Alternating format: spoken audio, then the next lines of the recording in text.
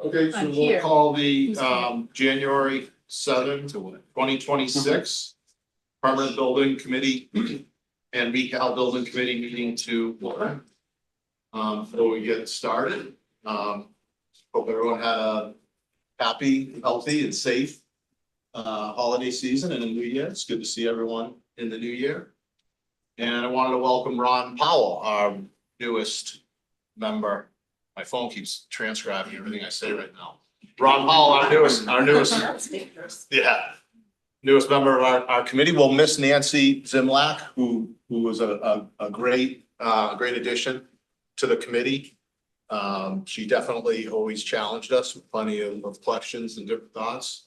We'll miss her, but we welcome Ron. Welcome aboard. So with that, I guess we'll take a roll call attendance. John Coop. Yes. Mark Doxer. Here. Ari Greenberg. Here. Kirk McCormick.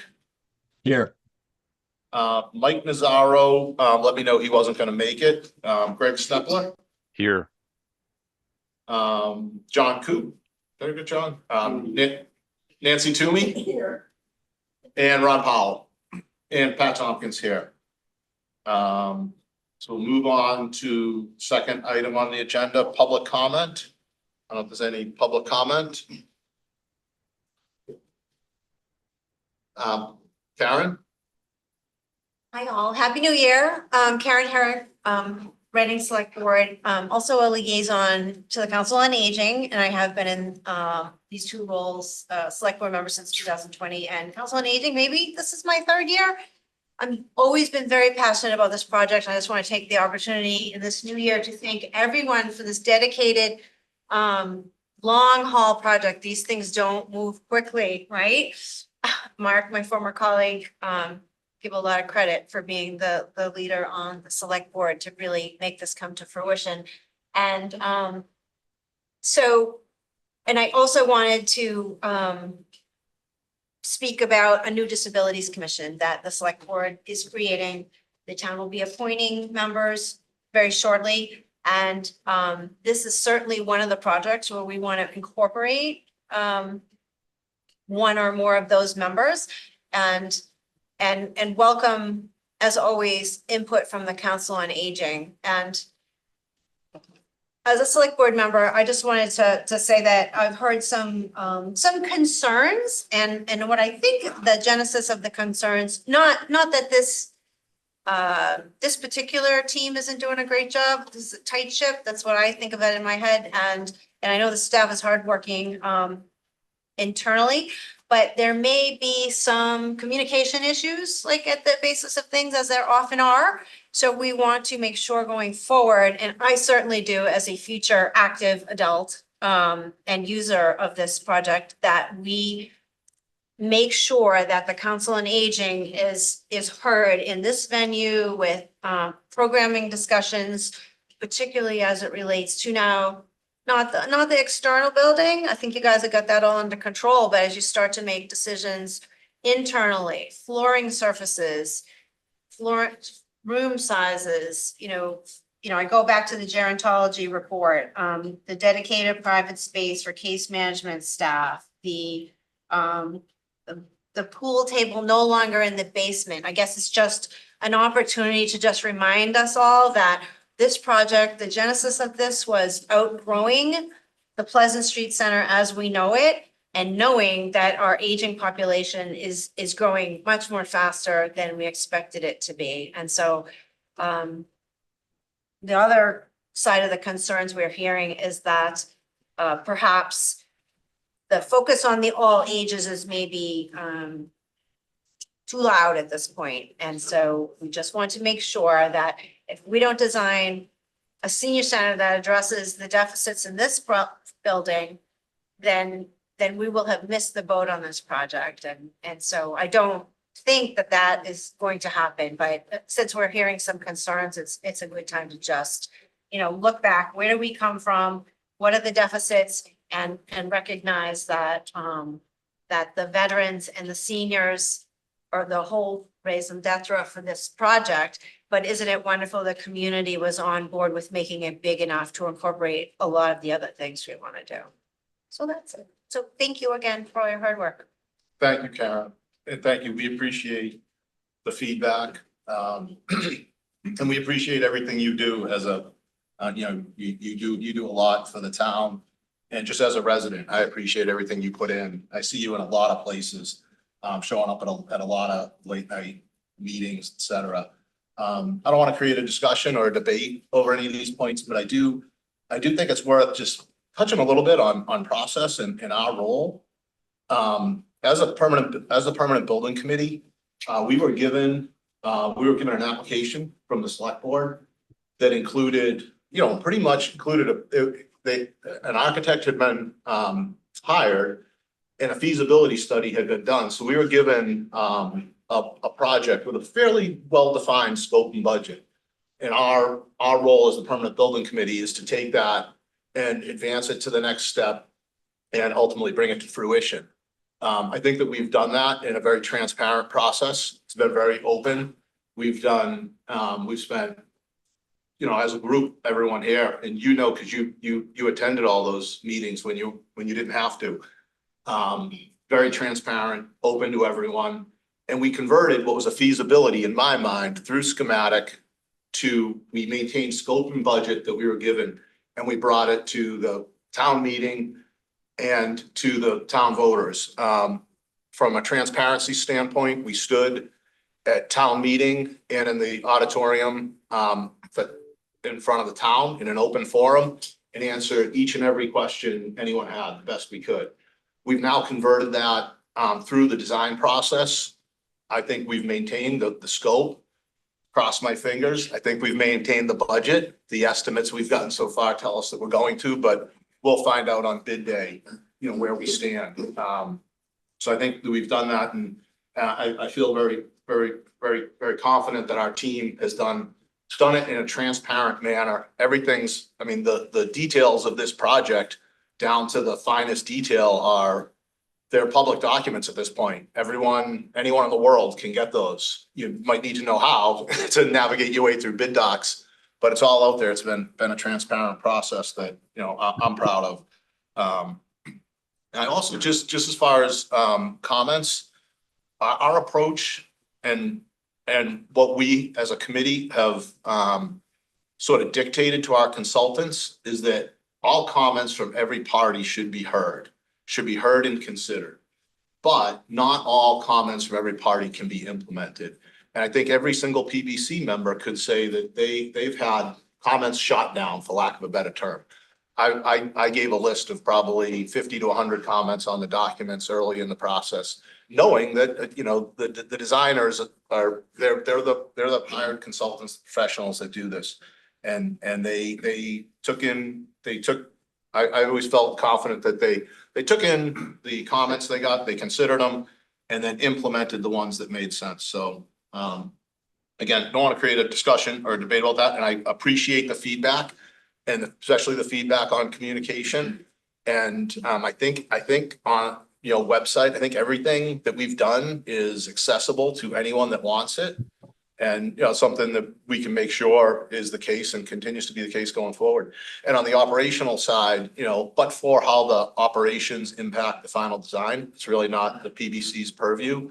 But from what I've seen, you know, just as a bystander, the efforts that the town staff is putting into the operational plan and the transparency that they've held, there's a lot of really smart people working really hard on that, that we're, as a town, we're lucky to have employed here in Reading. So I appreciate the feedback. It's a great reminder to us to make sure we're communicating, everything remains transparent, and that we're listening to comments from all parties. So thank you. I keep thinking back and I was on the senior webpage today, and there is a lot of stuff out there. What I was looking for was one of my favorite community meetings was when we had the gerontology architect come to the library. And that was before I was even. Yeah, I wonder if we can find that recording and get that up there, because that's kind of where. That was before the UMass gerontology study that we did. We did the UMass gerontology study after that initial person came in. The only one I could find was from 2017, so there might be another one. But yeah, we did a whole community needs assessment with UMass gerontology.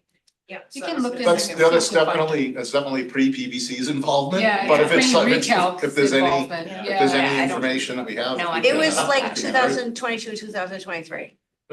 So I would love to get that out there because I didn't realize we keep hearing ADA as a baseline. But and this architect took it beyond that and really explained, I think there were four challenges that we all have when we get into this aging space. I couldn't even tell you what they are: cognitive, physical. I don't even remember what the other two. But anyway, I would love, if that's not up there and I just couldn't find it, I'd love to see if we could get that up there. It is very helpful and something we could, as you get into the granularity. If we can find it, Thank you. if we can find it and it exists, I suspect, my guess is that was probably posted to the website by Jean prior to our redevelopment of the website. So I don't know if it was preserved when they moved it over and it's sort of buried in the documents, but we'll look for it. And I'll try to get you a better time. Give me enough information where I might be able to find it. Okay, but if you have more, Thank you. all ears. Thank you. And Mr. Chairman, there's also a hand raised for a public comment from Karen Janowski. okay, yeah, we'll take that. Karen? You're on mute, Karen, sorry. Still on here. There you go. There we go. Thank you all. And thank you so much. I do appreciate your feedback in terms of Karen Herrick's comment. This is Karen Janowski. I am the chair of the Council on Aging. And I appreciate all of the efforts that the PBC has put forward at this time. I know that you have been responsive to a lot of the things that have come from COA members. And I understand that you've also added in an accessibility consultant as well to ensure that the needs of the 60+ community in terms of physical and especially the physical needs are being considered. So I just wanted to appreciate the transparency and all that you have done, and just I can't be there at the meeting tonight, but thank you for the continued efforts. And I know that this is going to be an excellent building. We still have to work out a lot of the operational and programming issues, because how do we resolve a community center and all of those, just make it something that works for the community. But I do want to share my appreciation for the transparency of this particular PBC. Thank you all. Thank you, Karen. We will talk a little bit about that consultant peer review that we did on the accessibility. That's on the agenda that we'll cover tonight. Thank you. Any other public comment? No hands raised? Okay, so we'll move on to item 3, review and approval of last month's meeting minutes. If everyone's had a chance to review those, I'll entertain a motion to approve. Once everyone's had a chance to review. I'll make a motion to approve, just put it on the table. Second. Any discussion? Go to the vote. John Coop. I was not there, so see. Okay. Mark Doxer. Yes. Kirk McCormick. Yes. Greg Stepler. Yes. Nancy Toomey. Yes. Ron Powell. I was not there. So It's fine. Pat Tompkins. Yes. Motion passes. So moving on to the next item. Quick update on the project schedule. Turn it over to Peter with TTH. Sure, thank you. Good evening, committee members. Whoops. Okay. Let's lose my share.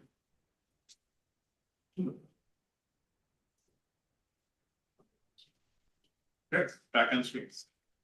Sorry. So with respect to the schedule, I'm gonna actually do a couple of things here, if you don't mind, committee members. I'm gonna join this conversation with other business. My internet connection is unstable. Two.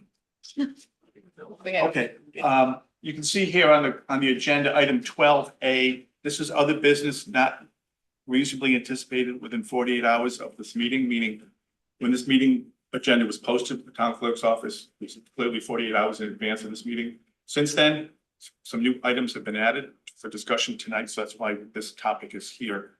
So I'm going to use item 12A, which talks about the bid dates extension periods. As you can see here, item 12A, subset 1 and subset 2, is we're looking to extend the bid dates, and I'll show you on the schedule in a minute, which is the project agenda item. So prior to tonight, when the bids invitation for bid went out, we had filed some bid trades. Bids would due a week from tomorrow, which is January 14th. And a week following from that, January 22nd, be the general contractor's bids. We've had a series of requests for information from the contractors during the bidding phase. And so we're trying to clarify some information through the design team and getting them that information. Some of those inquiries from the from the contractors have been, gee, can we extend the bid date a little bit because we could use some extra time? I think we set out the bid on December 15th. We knew there was a holiday period in there. We knew it was about 5 weeks, I think, but the holidays kind of put a twist into it and some additional information and some requests for additional time. So in speaking with the design team, our office and BH+A, we spoke yesterday and we're looking to extend, I want to give this information to the committee, to extend the bid period for the filed sub-bidders a week, as you can see there, from the 14th of January to the 22nd, then extend the general contractor's bids 2 weeks from the 22nd of January to the 5th of February. Do I have the 25th in there? Yeah, sorry, that's a typo. My thumb got in the way. That's a typo. So I'll come down here to the schedule and you can see here. This is where we are today that I've highlighted. We are in the contractor's bid and award phase. I took the liberty and redlined the dates that we had on the schedule, as you can see on the screen. Again, filed sub-bidders, we're looking to bump that 1 week, 14th to 22nd of January. And the general contractors, the 22nd of January to the 5th. That gives, I think, gives more room. It's relatively common in the bidding industry that when we're doing projects that bid dates are extended, so it's not uncommon. And there's been a request from contractors. We want the bids to be as complete as possible. We want as much information in the bids to be incorporated into the base bids. The design team is responding to some of the questions, some little ambiguities about details and things of that nature. So we feel in the best interest of the project and the best outcome of the bids by extending the bid dates a week for the final subbidders and 2 weeks for the general contractors will provide a better result. Okay, I think that makes sense. My experience is that bids, it's almost happens more often than not. Bids are extended because of the questions that come up and things like that. This holiday season, I don't know if anyone else felt like this, but it felt like no one worked for 2 weeks. It's like work for 2 days, take a half day, take a day off, and then I don't know what you're doing on Friday. So, I'm sure, a lot of time was lost there. And I think it makes sense. And also having 2 weeks between the filed subs and the general bids, I think is a little better, just in case there's anything that needs to get sorted out there. It gives a little more breathing room. So I don't know if anyone has any opinions on it, wants to discuss it. I don't think we need a vote, but I support it. I think it makes sense. And I don't know if anyone has any opinion or has any thoughts on it. Mark? Just a question. Generally, I have no problem with it. But the impact is not clear to me. So 43 and 44 don't look right in terms of how it would flow. So Yeah, you're no, getting and 2 weeks. Yeah, this happened like the last Okay. 24 hours, so maybe Okay. everything will shift. With respect to weeks. that, Mark, yes. Okay, With respect to the impact, so now that the general contractor's bids are on the 5th of February as opposed to the 22nd, everything will shift 2 weeks. We'll still have opportunity to review the bids, and it almost kind of coincides, which is another discussion later in the meeting, maybe we can talk about it now, is the next building committee meeting. The next building committee meeting is scheduled for February 4th, which is a Wednesday.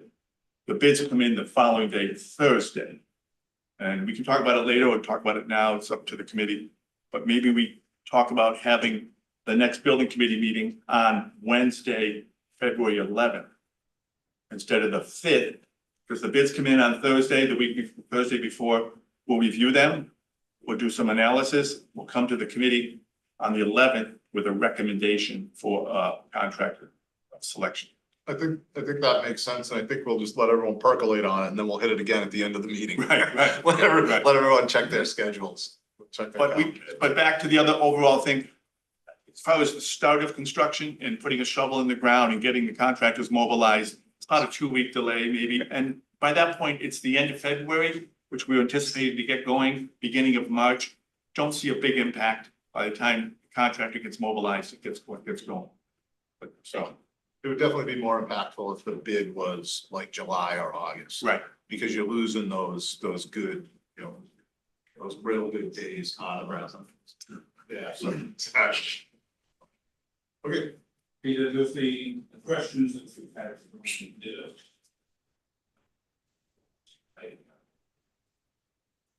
do they indicate some specific defect in the documents?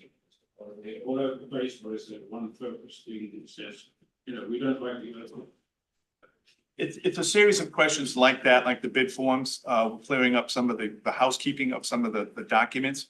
But maybe I'll ask Dan, I know Dan Chen and Tom Scarletta from BH+A are on the call. They've been doing a lot of the filtering of the RFIs that have come in. I don't want to say something inaccurate. Tom or Dan, do you want to offer any thoughts about the crux of the RFIs from the contractors and just kind of a general overview of questions? If you don't mind. Yep, that's fine. I can do that. This is Dan. Good evening, everyone. So we have received up till this around 5 p.m. today on bid docs, 88 RFIs. And many of these are from file submitters. There's some general contractors in there. I would sort of categorize the questions as maybe a third as general conditions, scaffolding, who's providing them, who's doing what, back charges, utilities, and that type of question as well. Then there are some, a third of them are related to discipline, as in plumbing, electrical, mechanical controls, proprietary controls, for example, and that type of question. And the other third, the final third, is related to architecturals, clarifying specification items, products, informations on the drawings, and whether those apply to file submitters or their general condition or general contractor related items. That's sort of the bulk of the RFIs to date. We have issued 2 addendums. We have included some of the RFIs responded to. We intend to issue another addendum toward the end of this week, addendum number 3, that Tom and I will try to address a majority of these RFIs and to the bidders.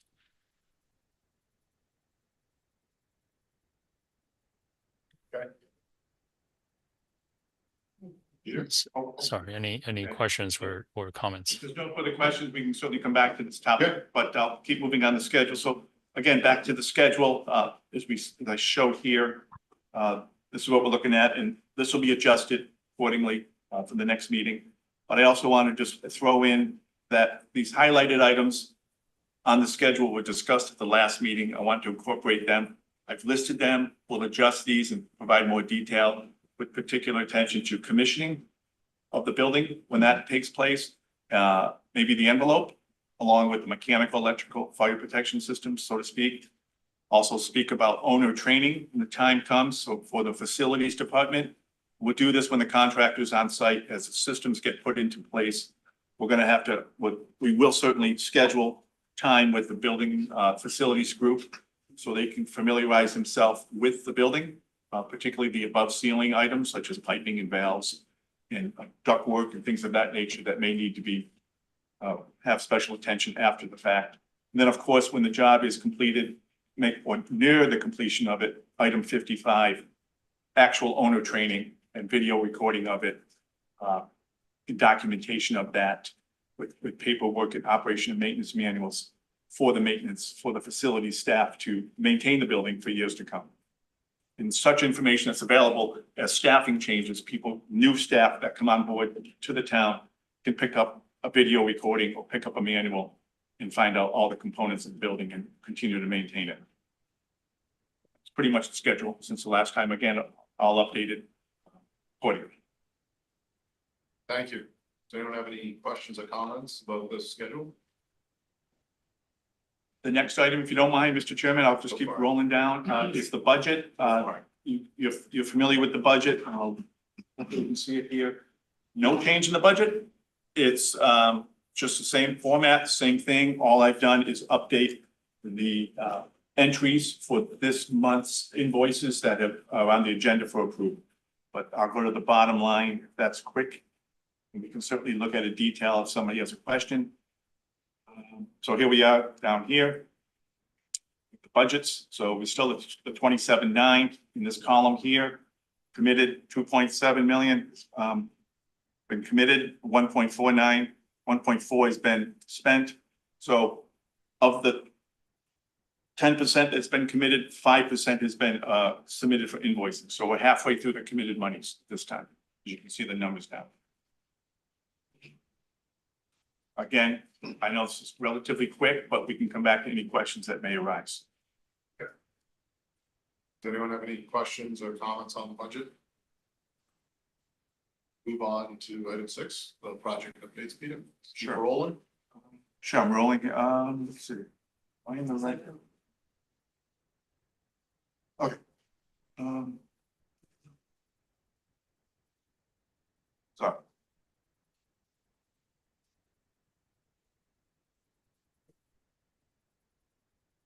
Okay. Project up. Let's see what's on here. Oh, I know what, I'm sorry, I'm in the minutes. Sorry. It looked familiar. So, Back to the top. here we go. Sorry about that. So back to the agenda. Sorry, so item 6, excuse me, project updates. There'll be an opportunity here for the OPM, the designer and the owner, building committee, to speak. So we talked a little bit about the bid phase, contractor's bid phase. It's well underway. It started on the 15th of December. A lot of contractors' interest. Several RFIs have come in. We just talked about the bid extension dates. The next item is kind of a discussion, an update on the procurement of other project-related services that will be needed on the project potentially. Definitely the materials testing and inspectional services.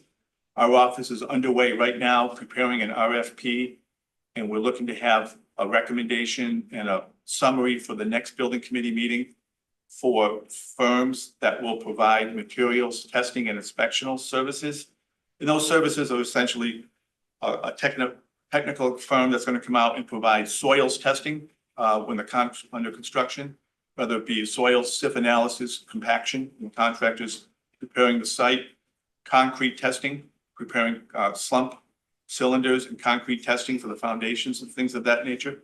When it comes to steel, making sure the steel fabrication is properly installed, welded, bolted connections, things of that nature. This is not going to substitute the structural engineer of record from coming on to do their inspections and evaluation. This is just the daily inspectional services and report writing by an on-site firm testing the services and the materials that the contractors install. So it'll continue to go on throughout the life of the project. When it comes down to paving, bituminous concrete goes into place, we'll be testing that as well. Other services that they may be doing as well will be window testing, water penetration testing. When the building envelope is put into place, making sure the windows are watertight. We do a water test on that. Making sure the air and vapor barrier is also in place, the roofing, things of that nature. Again, the OPM will have an on-site representative who will be there daily monitoring the work and doing the same sort of task. But this will be more of a specialty type individual who's going to actually be doing the testing and writing the reports and providing it for the record to the building commissioner and to the engineers of record as well. So that's a standard thing. We have money in the budget for that. That's kind of a mandate we're going to do. The next opportunity is commissioning services. We're going to also prepare an RFP for commissioning services, an independent engineering firm who will come out and commission the building systems. There's a couple of components to it. We call it the building systems, which is the mechanical, the electrical, the plumbing. Not too much in fire protection, but testing the systems, make sure they're installed, tested, running, operationally active in accordance with the design. Again, a different subset of the design team. The design team will come out to confirm that the systems are installed in compliance with their design, but the commissioning agent will actually test and check that the system is actually operational and functioning in accordance with the design. They'll be working hand in hand with the contractors to make sure the system is started up appropriately. We'll also add on to that, if needed, the commissioning agent can do a building envelope commissioning as well. Again, air and vapor barriers, making sure it's airtight, watertight, things of that nature. There might be some duplication in there, but we're going to put out an RFP as an alternate to the building envelope, so we can use that building commissioning envelope services if needed, if the materials and inspection services needs assistance with it. So we'll have both hands available to provide services if necessary. Ron, you have a question? Yes. Yes, Sorry, this is Brad. that's okay. You like questions? I understand, I might be wrong, but I understand that there was an independent ADA compliance review that's also underway. Am I? Yes, that's, we have that here in the report as well. Yes. It's coming up at 7A. Mark, As part of the building systems outside service, will that be done in conjunction with town departments? So in other words, Outside services, I'm sorry. so you're talking about bringing the systems up and testing, making sure that they're working. So I would assume the fire department, police department, building services, Yeah. all those groups from the town would be kind of part of that as opposed to somebody handing them yeah, it works. Correct, yes, right. When the commissioning is done, it'll be coordinated, like, let me use the fire alarm system, for example. So the fire alarm is predominantly managed and directed by the fire department. The commissioning agent will certainly assist with the electrical contractor to make sure the system's operational. And they'll be probably hand in hand with the fire department. But the fire department is gonna manage the fire alarm system because it's. Yeah. So we're talking a little bit around just to get right into it. So specifically, number one, it works, but number two, it works as expected. Yes, correct. Okay. Correct. And that's exactly what the commissioning agent is supposed to do. Make sure Thank it's you. working as designed and as expected. And the coordination will be there with those respective agencies from the town, along with the facilities department team as well.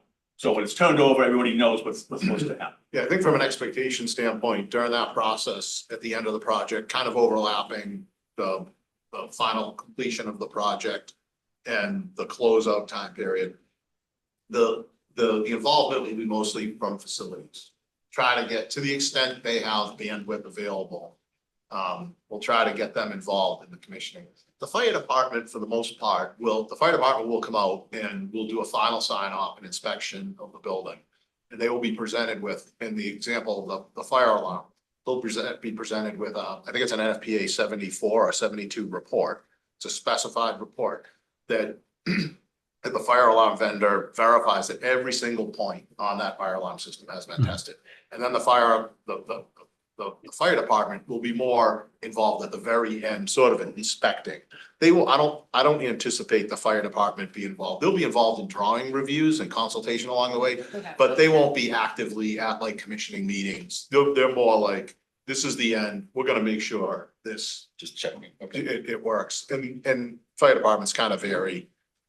They might come out and they might come out for their inspection and mandate the contractor to demonstrate every single device in a building, and they might do a portion thereof. It's at their discretion.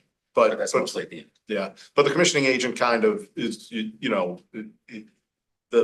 engineers and architect and the OPM are there to make sure that the building is built as designed. The commissioning agent is a little bit more of making sure it functions properly.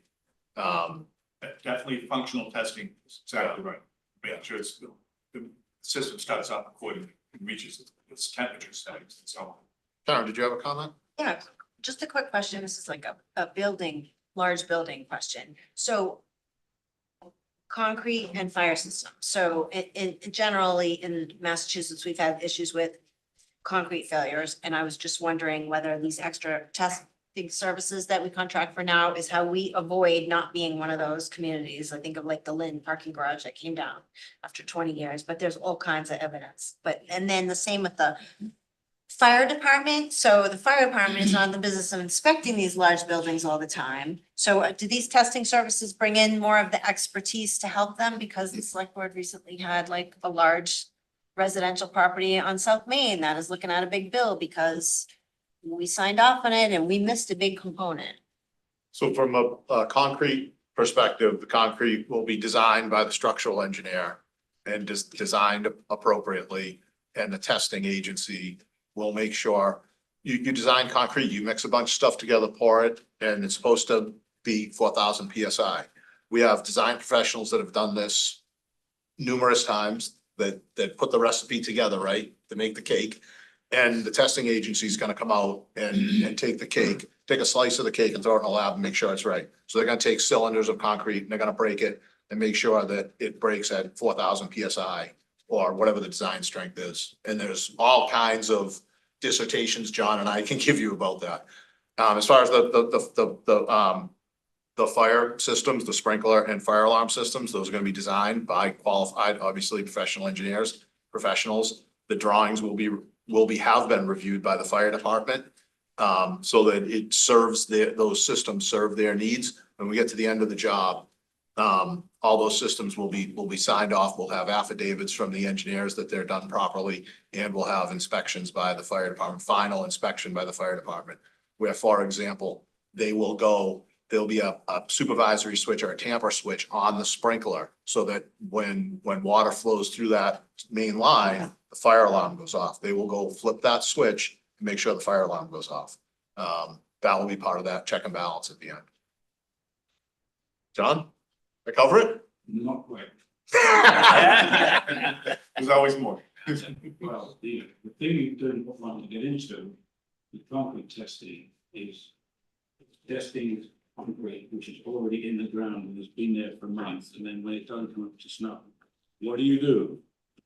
So that's not how concrete testing is done in body. The system says that testing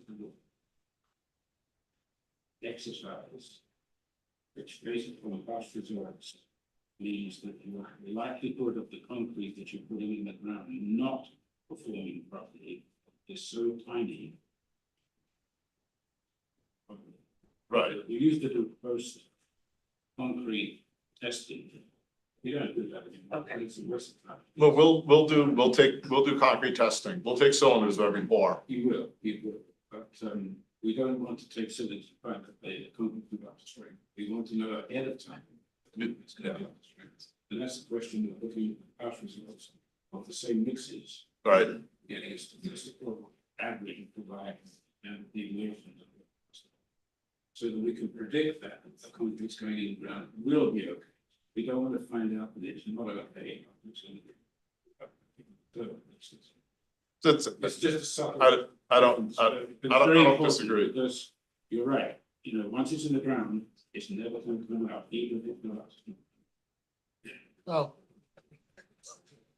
One thing, so Peter, thank you. Thank you for doing this. I've been on projects where we're doing a pre-construction meeting and we're getting ready to pour concrete and we say, so who's the testing agency contact? And the OPM looks back at us and says, starts getting this funny body language and says, we'll get back to you on that. And then a scramble ensues on the other side of the table. So I appreciate the fact that you're out in front on all this stuff. Thank you. Yeah, we want to get everybody, the full team members assembled, ready to go on day one. Yeah. So next meeting, we'll have, looking to have those proposals summarized with a recommendation for selection. Thank you. Sure. My other item is just Roman numeral subset number 3, which we talked about, which is the other business not reasonably anticipated. If you don't mind, there was one other item on number 12. Sure. If you don't mind, I'm gonna maybe highlight it here. It's right here, number B. So this came up as we all probably know, in public construction.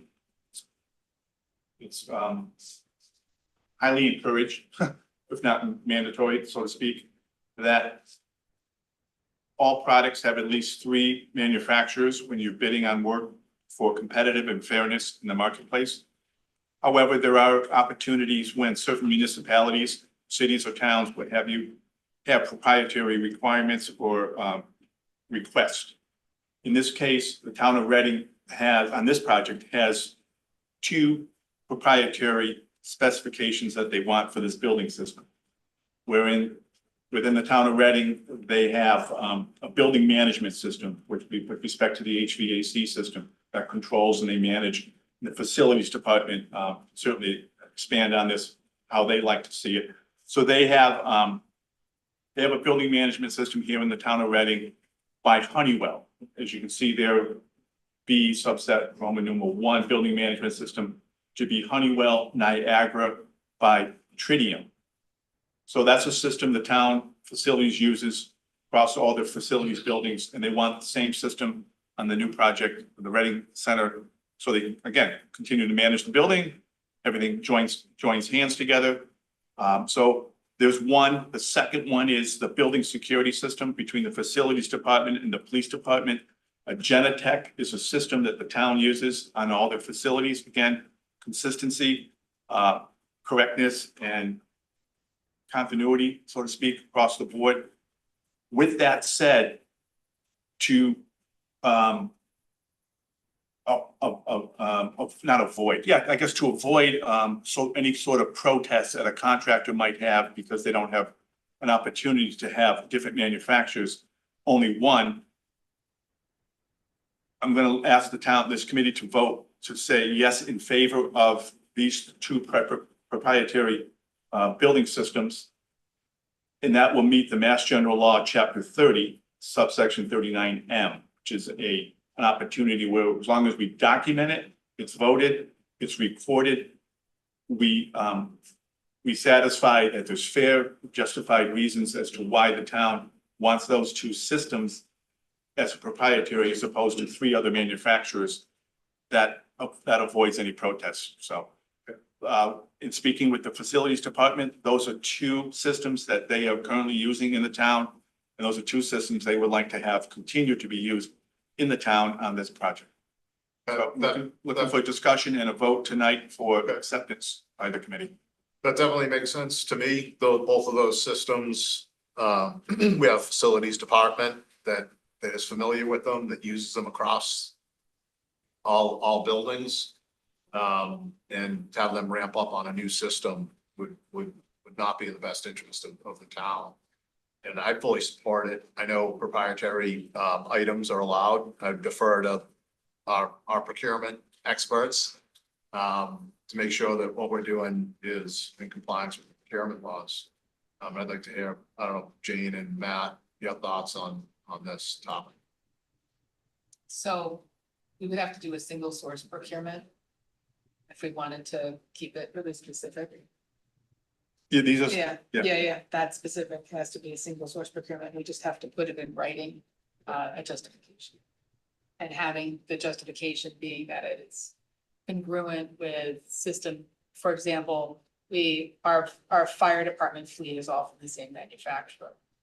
Because it enables it for our very fine mechanical staff in the DPW to maintain fleet easier because they're all working the same kind of engines and stuff like that. So that being said, that's the procurement angle that we have to worry about.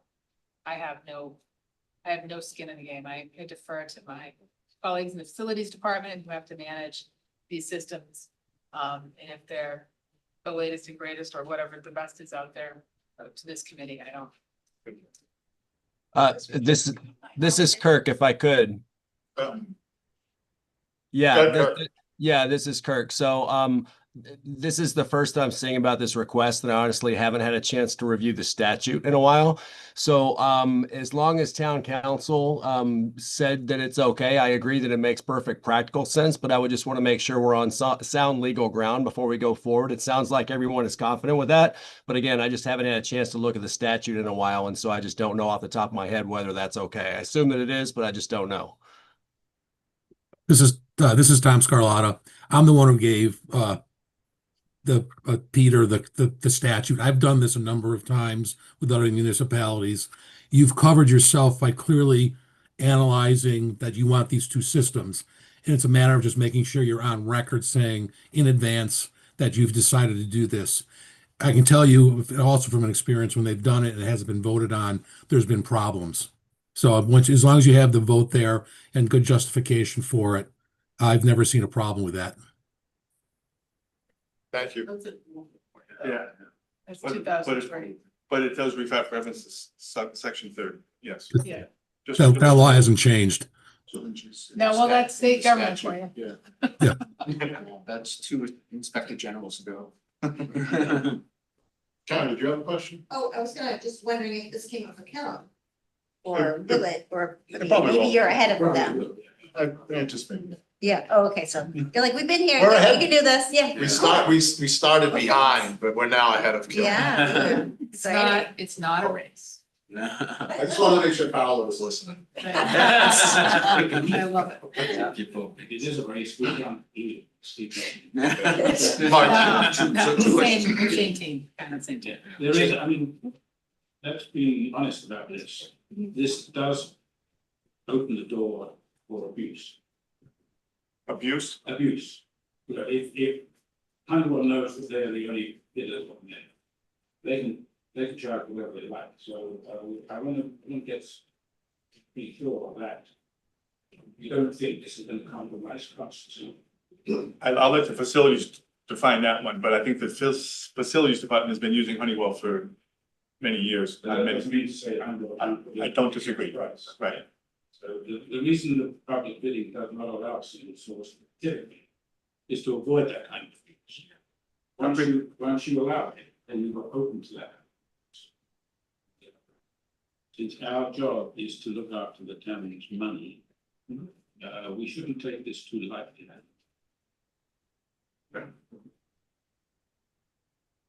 Well, if I may, the public bidding requirements, and John, you're absolutely right. It's designed to prevent abuse, but that's why the exceptions are there. My only point is that I haven't had a chance to look at the specific exceptions, provided that we dot the i's and cross the t's legally. I think that it does make sense, and I would defer to facilities as far as the ease of maintenance and transferability of information and knowledge about the way the systems work.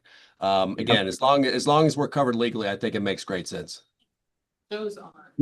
Yeah, this just so you guys all know, we've gotten to this point with I'll talk about the Honeywell system.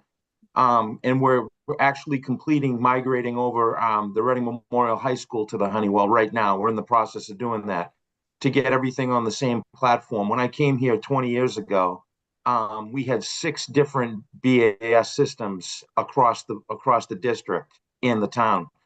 And it was very expensive because we had separate contracts for each one of them, and they did not talk to each other at all. So it was very clunky. So we were spending a lot more money trying to maintain these systems and the integration. And right now we have all these on the BAS side. We have them tied into our work order system and our facility scheduling system, so that we can, when we rent spaces out, we can toggle systems on and off, and it's all tied into the Honeywell. So from that standpoint, there is a cost savings as far as integration goes, and the same platform, just like DPW does with the trucks. As far as the security system, we just spent close to $5 million going over to the Genetec, and that's security. It's card access and cameras for the entire town. And again, that also ties back into, I'm not going to get into the details, but to the police station and where everything is monitored down there, and that they're all trained to use that particular system in dispatch. So it just makes good sense from, a management standpoint, as well as repairing the equipment, having like equipment in all the buildings. So that's my 2 cents on it. Thank you. I understand what you say, Joe. The issue is this is coming up to us too late. It needs to come up on Killen right now. Because normally, if you're going for proprietary systems, you need to get into a dialogue with the proprietary supplier ahead of time, so that they understand what you want, and they can give you a preliminary price on this. Make sure that it's not being judged. So I'm not sure. I can't hear you that well, John, but I will tell you that we did this. This came up quite a while ago, that we wanted proprietary systems on this project. These 2 systems in particular. And as far as the Killam project, there's maybe 2 or 3 at that project, and 2 of them are named right here. Same thing for Killam. So, but we've had these discussions early on with the design team. I think what John's saying is that, just to enter in discussions with the proprietary, the companies that sell proprietary equipment, just to make sure that we're not overcharged. Well, that'll have to be bid. Yeah. precisely, and we need to do this on Killen right away. Because we're still in design, and we should not be locking ourselves into a system which they're going to gouge us on. So it needs to be a cooperative effort between the town and whoever is supplying these proprietary systems, so that we have a relationship with them. Well, rather than just be loaded in. Yeah, I think the big picture, the benefits outweigh, I'm a big fan of open competition. Pick that up if you talk to me for 10 minutes. But there are times when it makes sense, and I think the benefits outweigh. And I'm sure Joe has relationships with both of these vendors. And, you know, Joe, if you haven't already had a conversation with them to make sure that the pricing that they're giving is competitive and appropriate, I think that would be warranted. But we I will don't, tell you, I if will we tell you try to that do like, it, I think if we try to do it after the bid, we'll really pay more. absolutely. I will tell you that like the security stuff is on, we procure that on state bid list. And they're not the only ones that can provide that, as well as, in other words, they're not the only company that can install that type of system, as well as the Honeywell. We do have a local vendor that works on the system, our entire system throughout the town of Reading. But the nice thing about that is they're not the only game in town. So we can go to other people if we had to. So it's all performance driven, you know, and pricing. Yeah, and just to, the state bid list, the procurement's done at the state level, and then those prices are set at the state level. And so that is the price that's available, and that price will be available to any contractor to price it. Mark? Regardless of what the price is. Well, the procurement's already been done by the state. So the work of a competitive bidding process and making sure that that procurement process has been done at the state level. And that's why it's available on the state bid list. But doesn't mean we have to change the documents, right? You don't? No. No. You don't have to.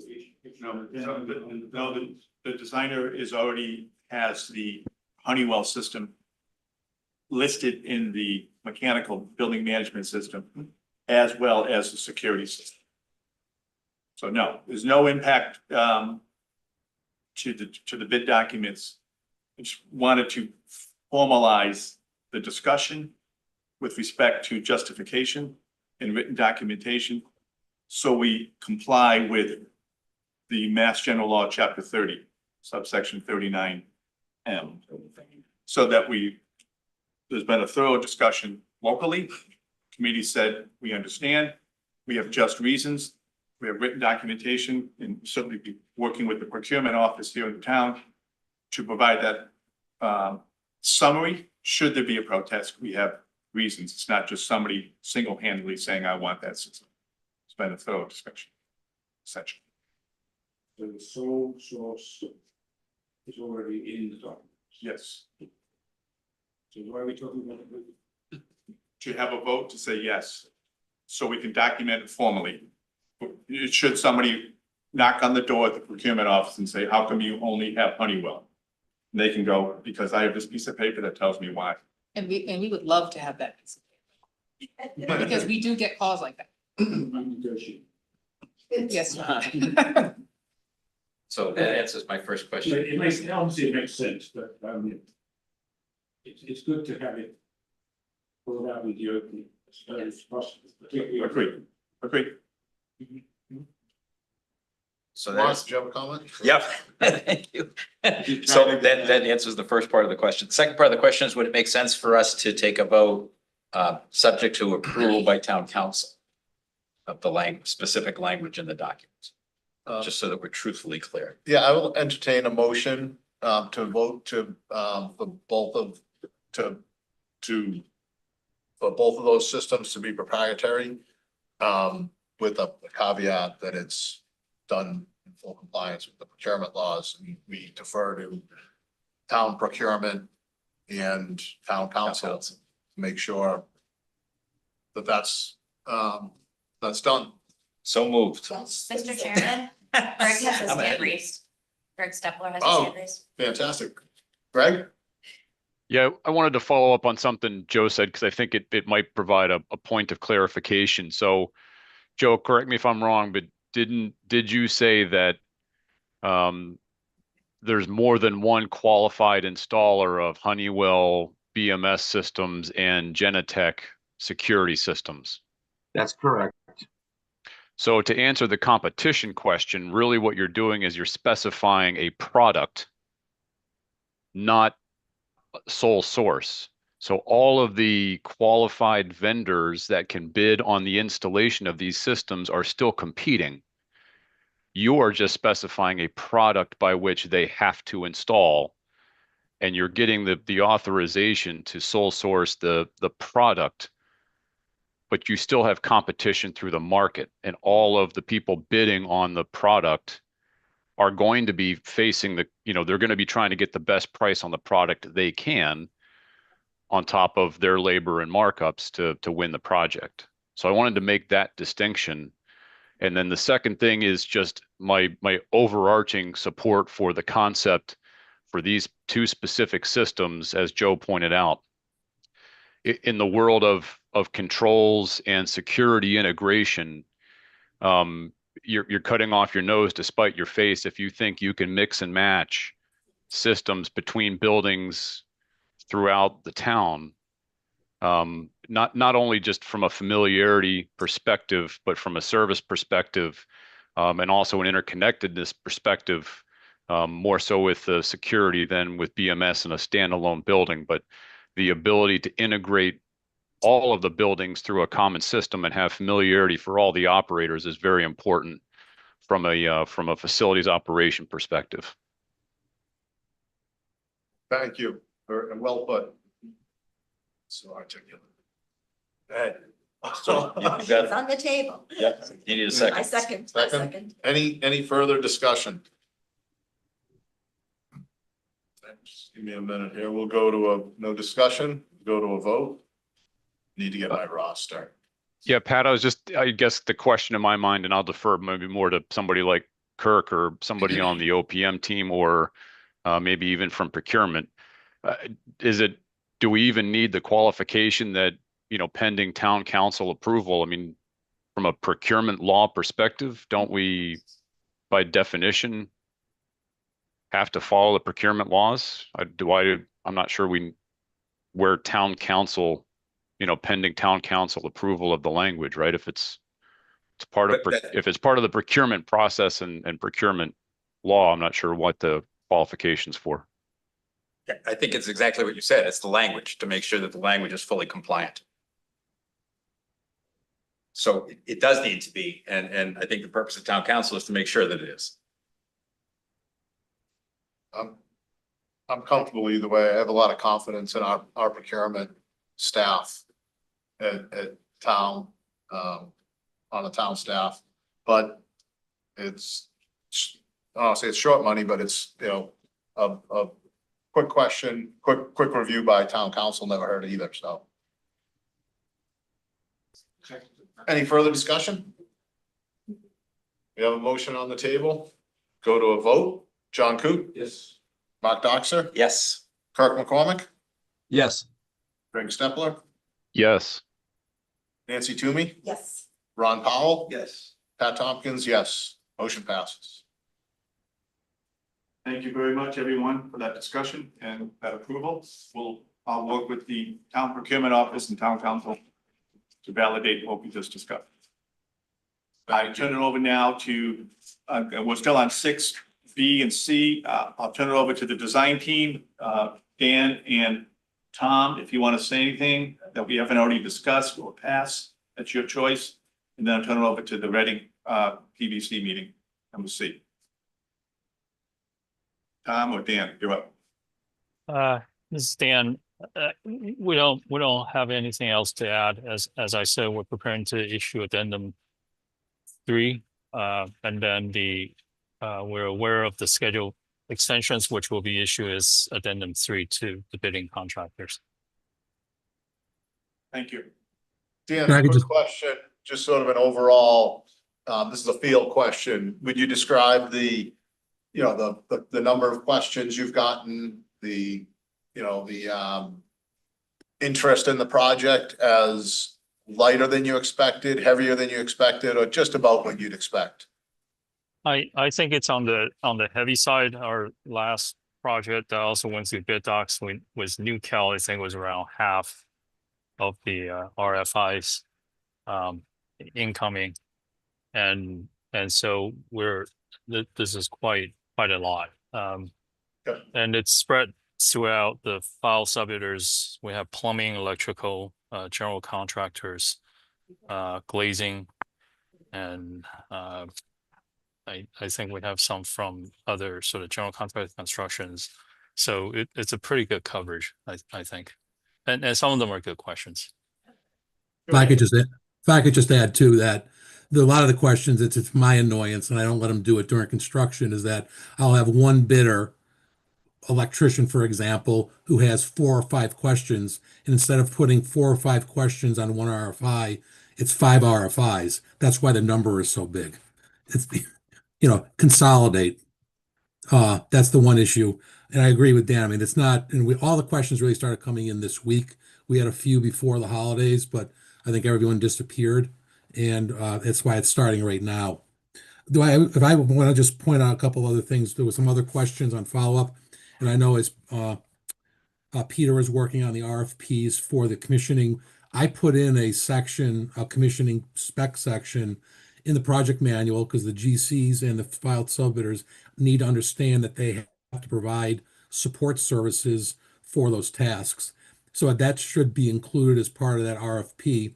And that also covers the aspect that the owner can provide or define the commissioning team. So if you have other departments, whoever you want to bring in, you can.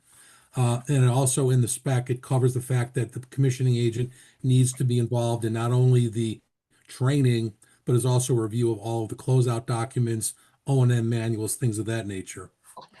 Then the question, one other thing, the question that came up about the concrete inspections, the structural engineer, if he has not done that already, will prepare a statement of special inspections that he has to sign and stamp. That becomes part of the permit process. Dan, we should push Foley Buell to prepare that, and that should go out in the RFP to the potential testing agencies, so they understand what they're doing. Tom, we do have that, just a heads up. Okay, great. We're So all that's set, already okay. it's in the queue. We're good on Okay, that. good. Very Chapter good. 17. It's good. Thank you for that No reminder. problem. Yeah, just back to the bidding. Again, we have 103 pre-qualified contractors. Yeah. So So quite a lot of people are going a lot of interest. So I think the project the town will benefit from this competition. Fingers crossed. To be determined, but yes. Okay. Okay, just moving along, sorry, another opportunity for the owner, Reading Building Committee, to offer anything under project updates. If not, we can move down. Jenna, did you want to offer anything on operational update? I know we didn't talk last week or anything, preparation for this week. Sure. So last month we had a joint meeting with the Recreation Committee and the Council on Aging Board. In that meeting, we talked about the programming policy for the new Recal Center. It's a draft policy. So just like our draft policies that we also presented, we're getting open feedback from each of these meetings, which is great. So the Council on Aging has already provided feedback on the draft fitness programs and the draft membership packet. So we probably have about 40 questions that we're going through as the operations working group. So we've answered about 20 of those and responded to those comments today. And those are all from the draft membership packet. And then we're going to be meeting again next week to address the Council on Aging comments from the fitness packet. And then we're going to move on the next week in the operations group to go into the nitty gritty of our operations plan and the numbers and the revenue and all that good stuff to get that rolling. Yep, and the budget stuff. So I think that's the long and short. Jane, do you have anything to add? No, that was good broad strokes. We'll be talking more about it at the Council on Aging meeting on Monday. And we always welcome input as we go, as we start clearing some of these draft policies that sort of like recreation and Council on Aging have a chance to comment and review. We'll post them. So there can be more comment and review. So nothing's, written in stone, right? This is a work in progress, and we're running the Pleasant Street Center under existing policies and procedures. We're going to carry many of those over, and then we'll adapt, to the new building as we need to. So these are living documents, and they depend on the open and transparent sharing of information to live and thrive. And so we're counting on that, and we're welcoming that. I did also want to add, let's see, you had something more? Yeah, I did have one thing. that we're going to be adding monthly chats here. It's gonna be called like the recal updates. We're gonna be sending out another email blast about it tomorrow with some programming updates, but Carrie and I are gonna run the discussions, but we're also gonna invite a couple COA members because the COA as a board can't run it unless it's an open meeting. But we're encouraging a couple of members to come and facilitate those chats with us. So we're just gonna give them an update on what we've been presenting to the Council on Aging and the Rec Committee so that the people that are in the building feel better informed if they can't watch meetings at night or don't have the bandwidth or so just to get them involved a little bit more in the conversations and hopefully people attend. We're strategically planning them after big events, hoping that people will stay and listen. And I'm also going to be starting to work here at the center once a week. Till further notice, to also kind of be a go-to person with Carrie as we, navigate the new normal here. And I think it's going to be great. I concur. Excellent. Fantastic. Great And then job. I Thank you. attended the pre-bid site walk that we had. Yes. Are we talking about that later in the agenda? Number 10. All right, okay. fine, then I shan't jump ahead, sir. Sure, Karen. What question? So most of you probably know, we're in between administrators at senior center. So that puts a lot on your shoulders. And I was wondering, have we considered getting some outside consulting to help you manage this while we're in an interim position, somebody that has built a new building where, I don't know, there's consultants for everything, but because you're basically, so we have an internal candidate who's now being the interim director. So she's doing 2 jobs. You're probably helping, you know what I mean? Like everybody's working harder, plus all of this other stuff you're doing. Have we considered getting you some help? I don't think so at this time. I think also the great resources that we have from the folks at Sandwich Center for Active Living and Newton just opened as well. So there's opportunity for us to reach out and gain knowledge from them and operational knowledge from them. They could share their operational plans that they maybe. They Oh, don't, they didn't do. they didn't do what we're doing. No, we're above and beyond already Yeah. what our peer communities are doing operationally prior to the opening. We are Cause a year ahead of what other people are doing. it's always good to let other people make mistakes and just, We love aha moments. We do work well with the peer communities and reach out to them to get that information and incorporate that. And a lot of that work was built into the feedback on how we got where we are through the recalc process and the visits and stuff that that committee did. I think your idea on some consulting work is interesting. And if we have some savings in our budget, we may be able to look at that. well, I mean, MAPC is a resource we would go to on a lot of the projects we're trying to do around here. So is there something, a resource that you guys Yeah, can think of yeah, for we can- short money? Yeah, we can look at that. Yeah. Because I don't want to get pat. It was starting to there. It's not really Field? PBC. My 2 cents is if Jenna says she's got it, she's got it. Okay, That's but been my- I wanted that's to been feel my comfortable to experience. say, like, I could That's use been some my help. experience for 2 years working with I Jenna. don't want to get divorced. I could use some help. Yeah, I mean, I think we all could use a little outside help for sure. But sometimes when you bring in consultants too, it just adds another layer. Mhm. And then it becomes more work on staff having the consultant. So, Yeah, I don't think we're there yet. And the consultants that we're mostly concerned about right now are mostly on this call. For sure. Yeah, thank you. Great Great update. I suggestion. appreciate Yeah. the update and excellent update on the operations. Lost my spot on the agenda. You did that on purpose. I can take it, Mr. Chairman, if you want. Absolutely. Moving Thank on to 7. No, page Take it 2 on the away. agenda, page 2, 7A. Just, we have this topic called project contracts, change orders, amendments, et cetera. So KMA Architects will be performing an accessibility peer review on the design. We solicited 5 proposals. KMA specializes in accessibility, was selected as the the architect to do the peer review of the accessibility of the design. The price came in at $4,700. The building committee authorized up to $7,500, so we were below that margin, which was great. And KMA is underway now. They're actually performing the accessibility review or peer review on the design, the 100% bid documents at this time. And we should have a report by, I think, the 18th, so 19th or so. Yes. Excellent. Well, one of my questions was when. Yes.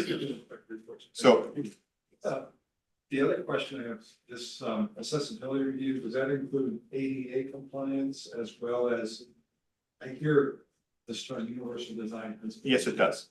Yes, it does. So, yes, so the report will come out, reviewing the design to make sure it meets the building code as a minimum. It's also with the Massachusetts Accessibility Access Board requirements and the universal design. They'll be hitting all three. And again, I think what was nice that KMA came in, this is what they do. This is one of their specialties in their office as a designer. So it was good that it's great that an architect can look at other architects' work, but in particular, KMA does accessibility. So it's just another added level of specialty, which was nice. Awesome question.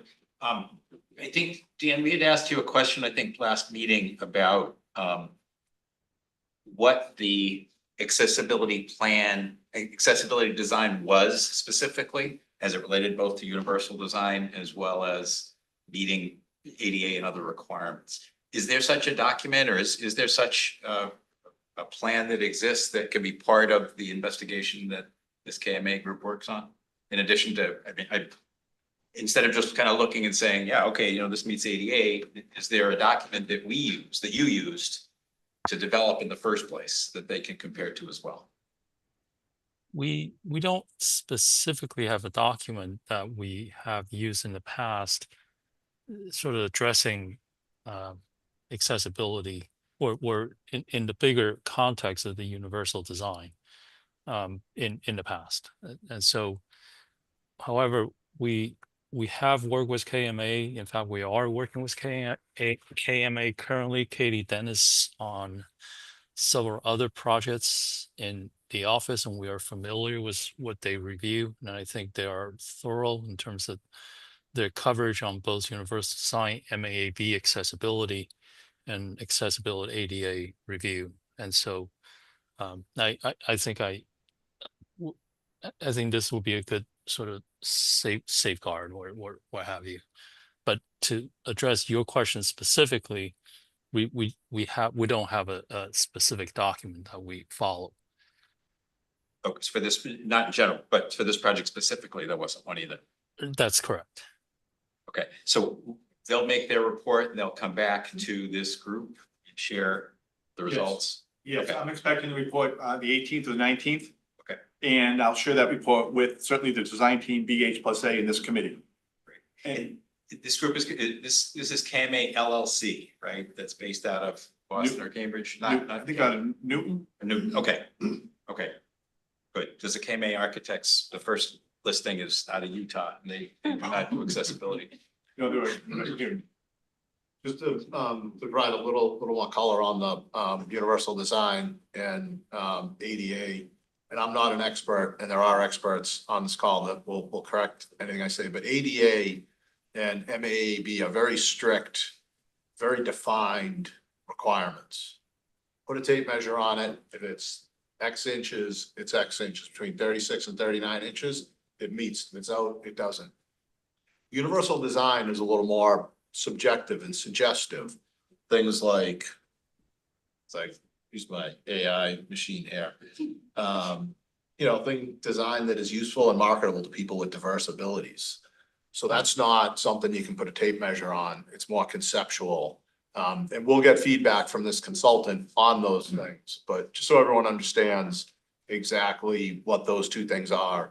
And, you know, BH+A is qualified and in both aspects of that design, particularly ADA.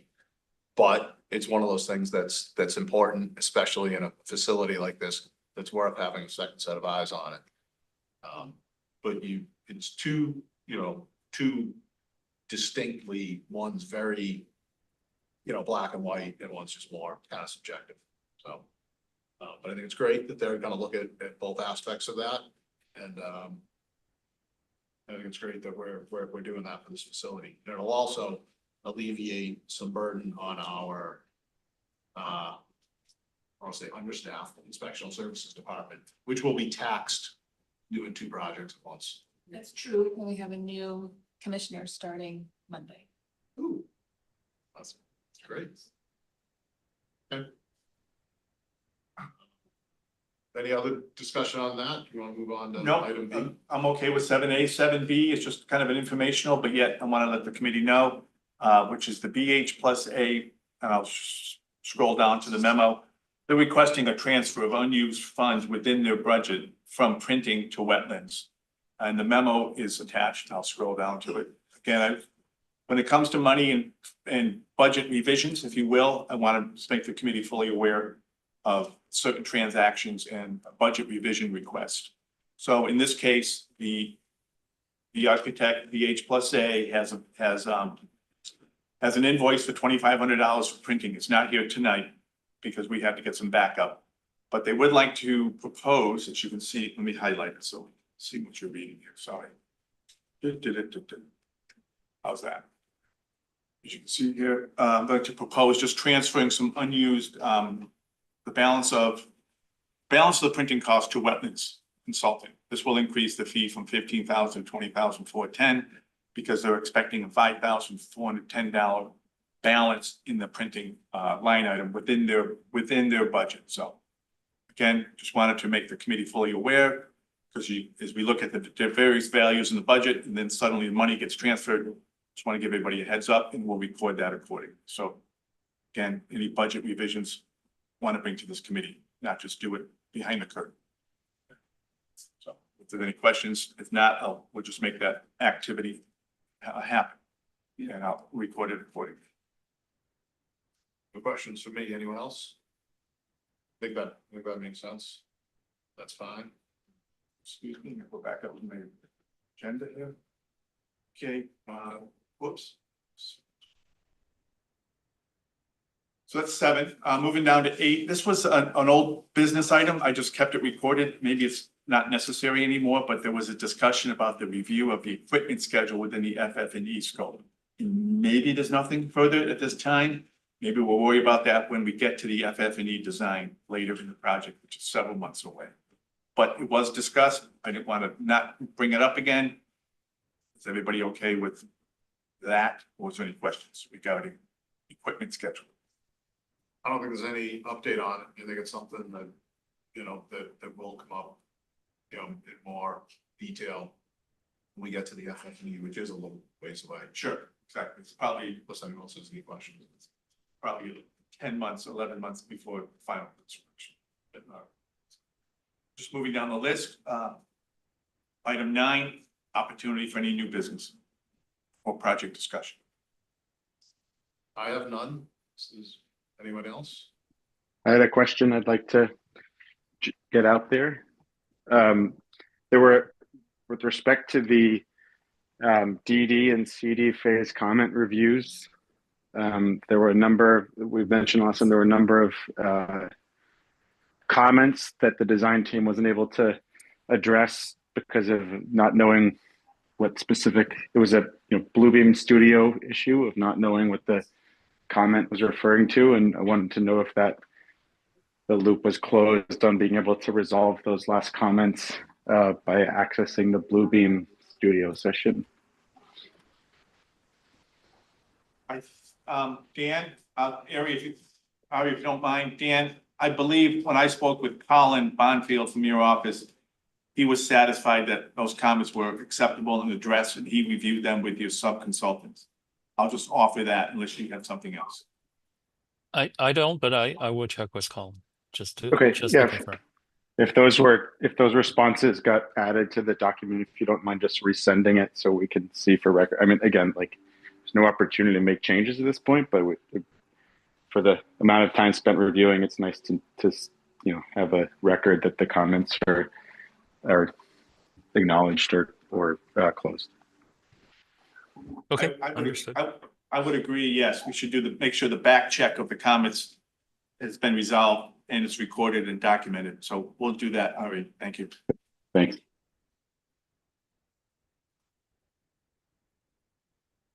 Any other new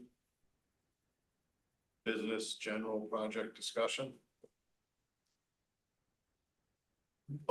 We talked earlier about commissioning and Ari just spoke, so maybe think that Ari might be interested to see some of those proposals in that RFP as they go in and out. Does that make sense, Ari? I'm happy to review them. On a personal note, I'll be on paternity leave starting next Friday, so I'll be a little busy. So happy to review them before then. I'm surprised that there isn't already a commissioning agent on board. In a perfect world, we would have had them be able to be part of the design team. But in any case, I would be thrilled to review proposals and commissioning plans provided. I'd be thrilled to have you review that. Congratulations. Before the 16th. Mr. Chairman, can I ask Ari, with respect to the RFP for the commissioning, would you like to see the RFP before it goes out to the respective firms? I'll look at it for reference, but you can. If I don't comment on anything, I don't think that would be a problem either. Okay, we'll keep you in the loop on all matters. Appreciate that. Sure. Moving on to item 11, project invoices. If you don't mind, Mr. Chairman, just item 10 real quick. Oh, yeah, good. I missed that. Ms. Wellman would like to maybe say a few things. On the 18th of December, we had an on-site briefing session with the contractors. We walked the site prior to the bidding period. Contractors showed up, a couple of general contractors. We walked the site with the design team, the OPM, and we had some discussion. Jane, if you wanted to add anything, you mentioned it earlier. Well, that was a perfect summary of it. So I'll add some color. There were the two contractors that we had. Three. I beg your pardon. There were three contractors. And they were very interested. There, lots of questions, lots of interest. There was some real excitement. Like, this is a great building. We really want this project. There was some excitement and I think two of them had experience already here in town, did some work on Town Hall, did some work on Joshua Eaton. So, and one of them has already built a New Cow. I think the contractor for New Cow as well. I could be wrong. I think that's true though. So there was a That'll be lot. the same contractor that built Wood End. Oh, okay, so then, yeah, And that is a pre-qualified contractor, so that was probably okay, well, you would know better than I would, so, off the top of my head. great job. You weren't even there. So it was nice to kind of see so much interest from the people that did come to the sidewalk. And we did, with a couple of them, we walked through the woods, all the way through the woods and did the whole thing, so lots of questions about site work. There were a lot of questions, were there a lot of answers as well? Did you not get the answers? No, there was just stuff No they're gonna answers be yet, writing huh? down. Yeah, no, stuff that they're writing down, but lots of interest and enthusiasm. I said, great, give us your best price. Good luck. Be competitive. Excellent. Sure, invoices. On to project invoices. Sure, number 11 on the invoices, I'll just make mention that I won't comment on item 2 because that's internal here. But item 1, I reviewed the BH+A invoice. I make a recommendation for approval. Item 3, that was a bidding advertisement from the newspaper, Times Chronicle, that was given to us from the town. We're working with the procurement office. That looks acceptable to make a recommendation. Other than that, I'll turn it back over to the committee for their review. The technical finance review committee had weighed in on these prior to the meeting. I think Kirk and Mike both weighed in. Did I get that correct? Yeah, that's right. Everything looked fine to me. Yeah, and Mike sent something out as well. So unless anyone has any questions, Nancy wants to go for a motion. Motion to approve the invoice from BH plus A number 27810 for $149,520. Second. Any further discussion? Go to the vote, John Coot, Yes. Mark Doxer. Yes. Kirk McCormick, Yes. Greg Stepler, Yes. Nancy Toomey, Yes.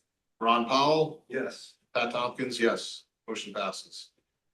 Next up, Yep, make a motion to approve Turner and Townsend Carey's invoice number PJIN 004619 for $27,041. Second. Sorry. any discussion? Little quick question, that's the standard monthly invoice, is that correct? Yes, it is. Yes, thank you. In accordance with the cash flow. We go to the vote, John Coot, Yes. Mark Doxer, Yes. Kirk McCormick, Yes. Greg Stepler, Yes. Nancy Toomey, Yes. Ron Powell, Yes. Pat Tompkins, yes, motion passes.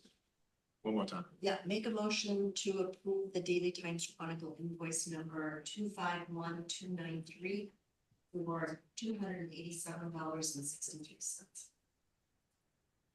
Second. Any further discussion? Go to the vote, John Coot. Yes. Mark Doxer, Yes. Kirk McCormick, Yes. Greg Stepler, Yes. Nancy Toomey, Yes. Ron Powell, Yes. Pat Tompkins, yes, motion passes. Thank you. Just moving down, we already talked about number 12, that's completed. Number 13, just looking ahead at meeting dates. Previously, at the last meeting, we talked about the bid date being the 22nd. The contractors, and maybe a meeting on the 28th. Based on the extension of the bid period, I think the 28th is no longer necessary. Therefore, with the bids being arriving on Thursday, February 5th, we have a meeting the day before, February 4th, as a regularly scheduled first Wednesday of the month. Discussion or consideration to reschedule that till the following Wednesday, the 11th, where we should have a recommendation, if everything falls into line appropriately, to select the bidder, the responsible and responsive bidder at the February 11th meeting as opposed to February 4th. That makes sense. Does anyone else has any comments or reasons to think otherwise? Going to school on Mondays. Oh, well. Sorry, I got another meeting. So you're available. We'll order dinner just in. Yeah. I got another board meeting that night, so I figure it gives me an excuse. Like, I like it when they're both at the same time, because I can only go to one. Nice. It's efficient use of my time. Nice. So that looks good. All looks good. Okay, February 11th would be the next meeting date. And then, of course, the March and April meetings noted first Wednesday of the month. And that's what I have to present this evening, committee members. Thank you. All right, thank you, Peter. Thank you, everyone that's on the call from BH plus A as well. I think with that, we'll entertain a motion to adjourn. Motion to adjourn. Second. John Coop, Yes. Mark Doxer, Yes. Kirk McCormick, Yes. Greg Stepler, Yes. Nancy Toomey, Yes. Ron Powell, Yes. Pat Tompkins, yes. Thank you all, and Happy New Year. Thank you. Happy New Year.